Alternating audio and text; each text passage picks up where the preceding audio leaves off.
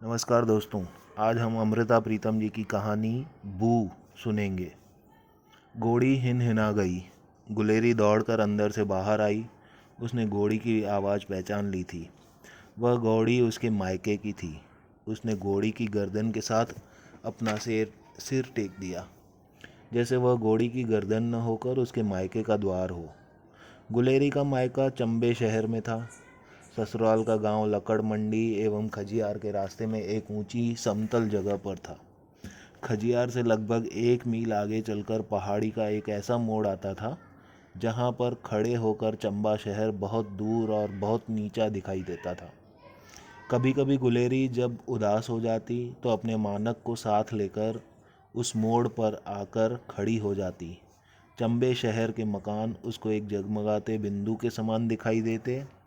फिर वे बिंदु उसके मन में एक चमक पैदा कर देते। मायके वह वर्ष भर में एक बार आश्विन के महीने में जाती थी। हर साल इन दिनों उसके मायके में चौगान का मेला लगता था। माता पिता उसको लिवाने के लिए आदमी भेज देते थे।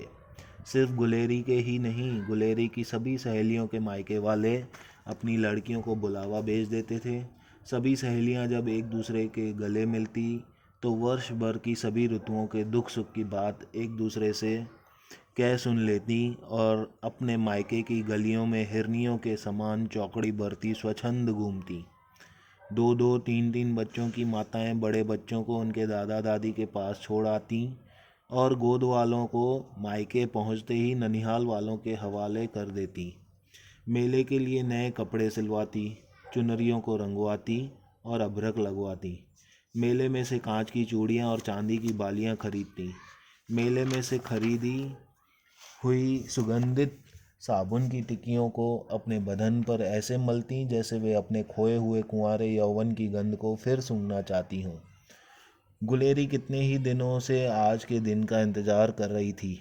आश्विन का आसमान जब सावन बादों की बरसात के साथ हाथ पांव धोकर निखर बैठता था, गुलेरी और गुलेरी जैसी ससुराल में बैठी लड़कियां पशुओं को दाना पानी डालती, सास ससुर के लिए दाल चावल रांधती और हर रोज़ हाथ पांव धोकर बन सवर बैठती, तो मन में सोचने लगती, आज नहीं तो कल, कल नहीं तो परसों कोई न कोई उनके मायके से उनको लेने के लिए आता होगा।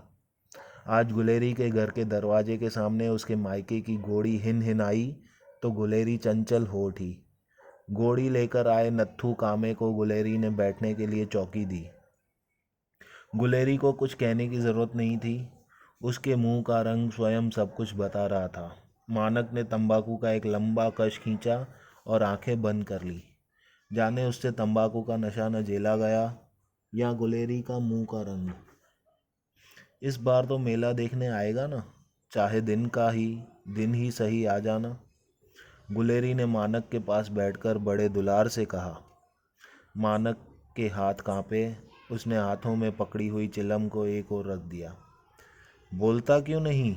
गुलेरी ने रोष के साथ कहा। गुलेरी, एक बात कहूँ? मैं जानती हूँ तूने क्या कहना है। क्या यह बात तुझे कहनी चाहिए? साल भर में एक बार तो मैं मायके जाती हूँ, फिर तू मुझे ऐसे क्यों रोकता है? आगे तो मैंने तुझे कभी कुछ नहीं कहा, फिर इस बार क्यों कहता है? इस बार, बस इस बार। मानक के मुंह से एक लंबी आह निकली। तेरी माँ तो मुझे कुछ कहती नहीं, फिर तू क्यों रोकता है? गुलेरी की आवाज़ में बच्चों जैसी जिद थी। मेरी माँ। मानक ने अपना मुंह बंद कर लिया, जैसे आगे की बात को उसने दांतों तले दबा लिया हो। दूसरे दिन गुलेरी मुंह अंधेरे बन संवर कर तैयार हो गई। गुलेरी का न कोई बड़ा बच्चा था, न गोद का, न किसी को ससुराल में छोड़ना था, न किसी को मायके ले जाना था। नत्थू ने घोड़ी पर काठी कसी और गुलेरी के सास ससुर ने उसके सिर पर प्यार दिया। चल 2 कोस मैं भी तेरे साथ चलूँगा, मानक ने कहा। गुलेरी ने खुश होकर मानक की बांसुरी अपने आंचल में रख ली। वे खजियार पार कर गए।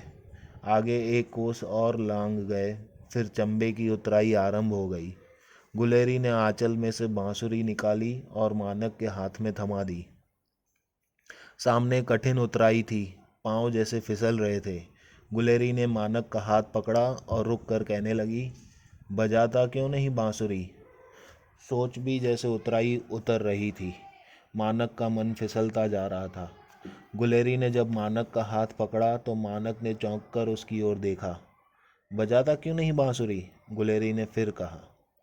मानक ने बांसुरी होठों के साथ लगाई, फूंक मारी, पर बांसुरी में से ऐसा स्वर निकला जैसे बांसुरी की जबान पर छाले पड़ गए हों।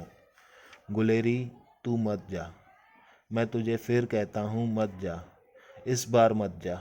मानक ने हाथ की बांसुरी गुलेरी को वापस कर दी। कोई बात भी तो हो। अच्छा, तू मेले के दिन चला आई हो, मैं तेरे साथ लौट आऊँगी, पीछे नहीं रहूँगी, सच कहती हूँ, पक्की बात। मानक ने कुछ न कहा, पर उसने गुलेरी के मुंह की ओर ऐसे देखा जैसे वह कहना चाहता हो, गुलेरी, यह बात पक्की नहीं, यह बहुत कच्ची है। पर मानक ने कुछ न कहा, जैसे उसको कुछ कहना ना आता हो। गुलेरी और मानक सड़क से थोड़ा सा हटकर एक पत्थर के साथ अपनी पीठ टेक कर खड़े हो गए। नत्थू ने 10 कदम आगे बढ़कर घोड़ी खड़ी कर दी थी, पर मानक का मन कहीं भी खड़ा नहीं हो रहा था। मानक का मन घूमता फिसलता आज से 7 वर्ष पीछे तक चला गया। यही दिन थे जब मानक अपने मित्रों के साथ इस सड़क को लांघता हुआ चौगान का मेला देखने चंबे गया था।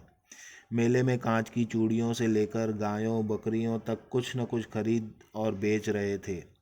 इसी मेले में मानक ने गुलेरी को देखा और मानक को गुलेरी ने।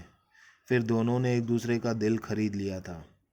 वे दोनों अवसर देखकर एक दूसरे को मिले थे। तू तो दूधिया भुट्टे जैसी है, मानक ने यह कर कर गुलेरी का हाथ पकड़ लिया था। पर कच्चे भुट्टे को पशु मुंह मारते हैं, यह कहकर गुलेरी ने हाथ छुड़ा लिया था और मुस्कुराते हुए कहा था, इंसान तो भुट्टे को भून कर खाते हैं। यदि साहस है तो मेरे पिता से मेरा रिश्ता मांग ले। मानक के दूर पास के संबंधियों में जब भी किसी का ब्याह होता था तो लड़के वाले मूल्य चुकाते थे। मानक डर रहा था कि पता नहीं गुलेरी का पिता कितना रुपया मांग ले। पर गुलेरी का बाप खाता पीता आदमी था और फिर वह दूर शहर में भी रहकर आया था। वह अपने मन में यह निश्चय किए हुए था कि वर वालों से बेटी के पैसे नहीं लूँगा। जहाँ पर अच्छा घर और वर मिलेगा वहीं पर अपनी लड़की का ब्याह कर दूँगा। मानक को इस काम में कोई कठिनाई नहीं हुई। दोनों के दिल मिले हुए थे। दोनों ने ब्याह का रास्ता ढूंढ लिया था। आज तू क्या सोच रहा है? तू अपने मन की बात क्यों नहीं बताता? गुलेरी ने मानक के कंधे को हिलाते हुए कहा। मानक ने गुलेरी की ओर ऐसे देखा जैसे उसकी जबान पर छाले पड़ गए हों। घोड़ी हिन हिनाई। गुलेरी को आगे का रास्ता स्मरण हो आया। वह चलने के लिए तैयार हुई और मानक से कहने लगी, आगे चलकर नीले फूलों का वन आता है, कोई 2 मील होगा। तू जानता है ना, उस वन को पार करने वालों के कान बहरे हो जाते हैं। हाँ, मानक ने धीरे से कहा। मुझे ऐसा लग रहा है जैसे हम उस वन में से गुजर रहे हैं। तुझे मेरी कोई बात सुनाई ही नहीं देती है। तू सच कहती है गुलेरी, मुझे तुम्हारी कोई बात सुनाई नहीं देती और तुझे मेरी कोई बात सुनाई नहीं देती। मानक ने एक लंबी सांस ली। दोनों ने एक दूसरे के मुंह की ओर देखा, पर दोनों एक दूसरे की बात नहीं समझ सके। मैं अब जाऊं? तू वापस चला जा, तू बड़ी दूर आ गया है, गुलेरी ने धीरे से कहा। तू इतना रास्ता पैदल चलती आई, घोड़ी पर भी नहीं बैठी, अब घोड़ी पर बैठ जाना, मानक ने उसी प्रकार धीरे से कहा। यह ले पकड़ अपनी बांसुरी, तू अपने साथ ही ले जा। मेले के दिन आकर बजाएगा? गुलेरी हंस दी। उसकी आंखों में धूप चमक रही थी। मानक ने अपना मुंह दूसरी ओर कर लिया। शायद उसकी आंखों में बादल उमड़ आए थे। गुलेरी ने मायके का रास्ता लिया और मानक लौट आया। माँ। घर पहुंचकर मानक इस तरह खाट पर गिर पड़ा जैसे वह बड़ी मुश्किल से खाट तक पहुंच पाया हो। बड़ी देर लगाई, मैं तो सोचती थी शायद तू उसको आखिर तक छोड़ने चला गया है, माँ ने कहा। नहीं माँ, आखिर तक नहीं गया, रास्ते के बीच ही छोड़ आया हूँ। मानक का गला रूंध गया। औरतों की तरह रोता क्यों है, मर्द बन, माँ ने रोष से कहा। मानक के मन में आया कि वह माँ से कहे, पर तू तो औरत है, एक बार औरतों की तरह रोती क्यों नहीं। मानक को गुलेरी की एक